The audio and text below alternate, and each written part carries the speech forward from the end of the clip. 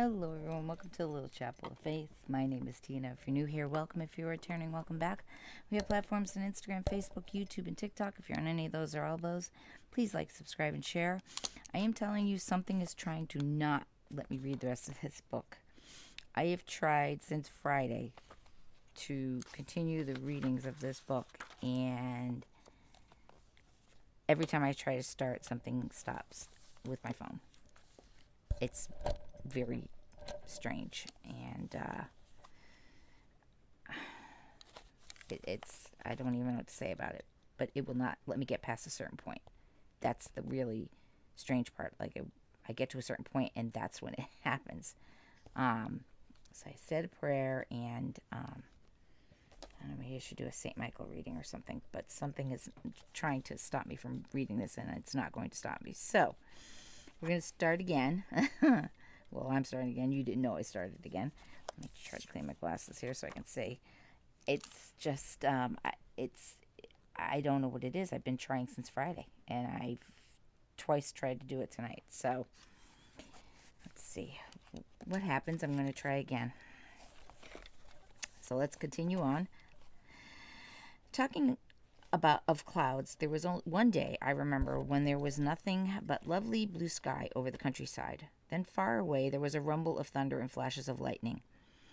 I looked all around, not wanting to miss any of this awe-inspiring sight, and was not the slightest bit frightened, but quite delighted when I saw a thunderbolt fall on a nearby meadow. God seemed very near. Father was not happy about it as his queen, and brought my enchantment to an end very quickly, for there were several fields between us and the road, and already the grass and the huge daisies, taller than I was, were glistening with jewels. He carried me in his arms in spite of the fact that he was carrying his fishing tackle too, and from this vantage point I looked down upon the lovely diamonds, almost sad that I, too, was not adorned with them.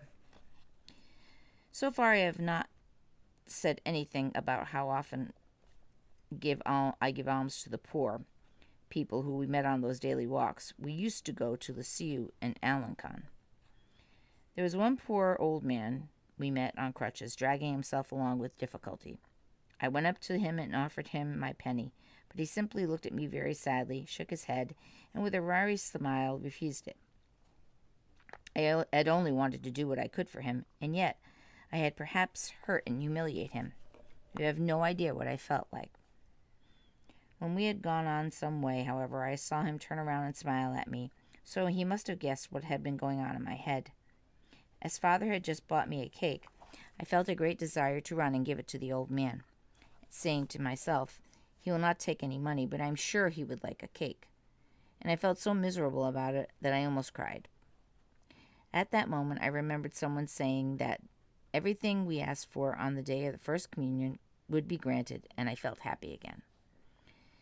I was only 6 then, but I made up my mind that I would pray for this poor man on that day, and 5 years later I kept my resolution. I'm quite sure that our Lord heard and answered my prayer for this suffering member of his. I came to love God more and more as I grew up, and often offered my heart to him in the words Mother had taught me. I used to try hard to please Jesus in everything I did, and never offended him. There was one day, however, when I committed a fault, which is well worth telling you about. I think I had a perfect contrition for it, but it will be a chance of humbling myself. It was in May, 1878. As you thought, I was still too young to go to May devotion. I used to stay at home with the nurse and make mine in front of my own little altar, which I had arranged myself with candlesticks and vases of flowers. It was all on such a small scale, candlesticks included, that it could be lit up with only 2 matches as candles. As a surprise on a rare occasion, Victoria would let me have 2 stumps of real candle to save my own. One evening, as we were about to pray, I asked her to say the memoir while I lit the candles. She made it as if to begin, looked at me, and then burst out laughing. Seeing my precious matches burning out, I begged her again to say the memoir at once. All I got was silence, and then another burst of laughter. Filled with indignation, I got up, stamped my foot hard, and shouted at her, "You wicked Victoria! That poor girl did not feel like laughing any more, and simply looked at me, silent with astonishment, then showed me, all too late, the surprise she had wanted to give me, 2 beautiful pieces of candle she had hiding under her apron. I cried as much in my remorse now as in my anger, and I was so ashamed of myself that I made up my mind it would never happen again. I made my first confession not long after this. I remember your saying to me, "You are not going to confess your sins to a man, my darling, but to God himself." And I took this to heart, that I asked you quite seriously if I should not tell Father Duslier that I loved him with all my heart, since it was really God I was going to speak to. I had been taught exactly what I had to do, and I went into the confessional and knelt down. But when the priest opened the shutter, he could not see anyone, because I was so small my head was hidden by the armrest. He told me to stand up, and I did so at once, turning around so that I could just see him. I made my confession. I made a big act of faith when I received my absolution, as you had told me it was the most solemn moment, that my soul should be purified by the tears of Jesus Christ. I remember the direction he gave me. He urged me above all to have great devotion to Our Lady. She already occupied a very large place in my heart, but I promised to give her even more. I gave him my rosary to bless, and then left the confessional, with such a light heart that I think I had never been so happy before. It was getting dark. I stopped under the first street lamp and pulled my newly blessed beads out of my pocket. Then I began to subject them to a very careful examination. "What are you doing, Therese?" you asked me. "Trying to see what a blessed rosary looks like," I answered. My naive reply caused you tremendous amusement. The grace I received then had a long-lasting effect on me, and I went again every big feast day, and every time my confession gave me a foretaste of eternal happiness. Feast days, those were words conjured up more wonderful memories. I did so love them, and you were able to explain so well what they were all about. That again was a foretaste of heaven. But the procession of the Blessed Sacrament was what I loved best, for I could scatter flowers beneath the feet of God.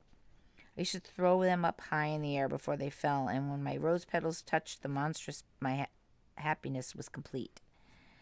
The big feasts did not come along so often, but there was one most dear to me, and it came every week. Sunday, O Lord's own day, a wonderful day, a day of rest. We all went to the high mass, and when it was time for the sermon, I remember we had to leave our place because it was so far away from the pulpit, and go all up the nave to find the place nearer. This was not always easy to do, but everyone seemed quite ready to find room for little Therese and her father. Uncle especially seemed very happy when he saw us coming. He used to call me his little ray of sunshine, and say that the sight of the venerable patriarch, hand in hand with his little daughter, had always touched his heart. The fact that all this drew attention to us never bothered me. I was far too interested in what the priest was saying. The first sermon I really understood was one on the Lord's Passion, and I was very much moved by it, that when I was 5.5, from then on I could take in and appreciate all that was said. If ever St Therese was mentioned, Father used to bend down towards me and whisper, "Listen, my little queen, he's talking about your patron saint." Then I would really listen, but I'm afraid I kept my eyes on Father far more than the preacher, because I could read such a lot on his noble face. Sometimes his eyes would fill with tears he could not keep back, and he was listening to this eternal truths. He seemed to be already in another world and no longer in this. He was then a long way from journey's end, however, long, sad years yet to pass before he opened his eyes on his heaven's loveliness, and Jesus wiped away his faithful servant's tears. But to come back to my Sundays, these wonderful feasts, which used to pass so swiftly, were not unhinged with sadness, and after complying, my happiness gave way to a certain pensiveness. Tomorrow I would have to go back to my daily routine and my lessons. I felt an exile again and longed for heaven, but my true home, where it would be always Sunday.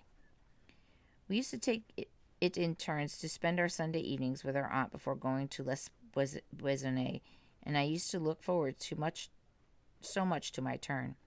I used to love listening to everything Uncle talked about, especially when he was being serious. I am sure he never guessed how interested I really was.